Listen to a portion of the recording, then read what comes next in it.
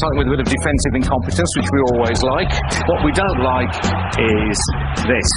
Absolute flagrant dive, and then to claim a penalty, horrendous. A bit of the same going on from Pedersen, who jumps a shadow here too. And this season there was so much about it, even the refs were getting involved. Chris Foy jumps a shadow too. Well, why shouldn't I go for something too, he seems to say.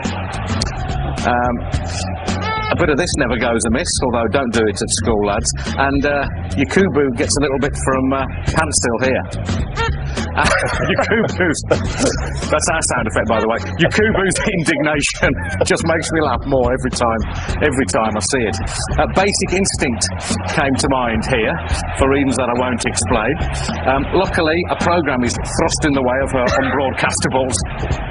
Before we get a look, thank you, madam, we all enjoyed that very much. Managers, we do like to get this crafty insight into their expertise, the things they spot that we can't see. Always good advice, that, isn't it? Hand signals have been fertile territory for us. Emu, you know Emu, says Gary, he's going to get it. Emu gets it, unless you sort yourselves out. Yeah, that'll be the end for Emu. Here he's saying, you two, get the ball, two of you, to me, not you, ball, two, not, anyway, whatever, I don't know what he's on about. I don't know what this is about. Is he turned to you, come on, you're hard enough, quit your talking, come on, let's get it on, come out here, I'll sort you out. And he shrugs.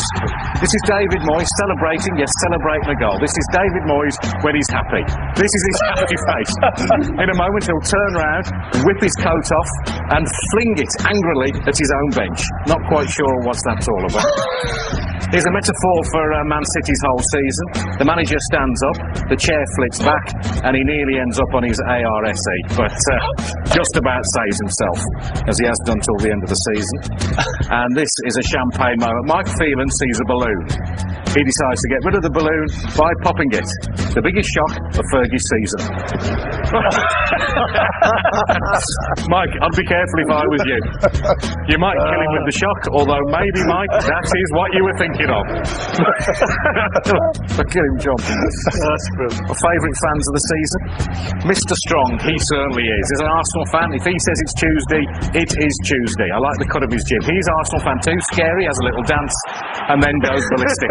I don't want to see him up a dark alley either. The scariest fan of all, though, I think this was a Borough fan. He looks like Ronnie O'Sullivan's brother, and he looks as though he's going to do something horrible.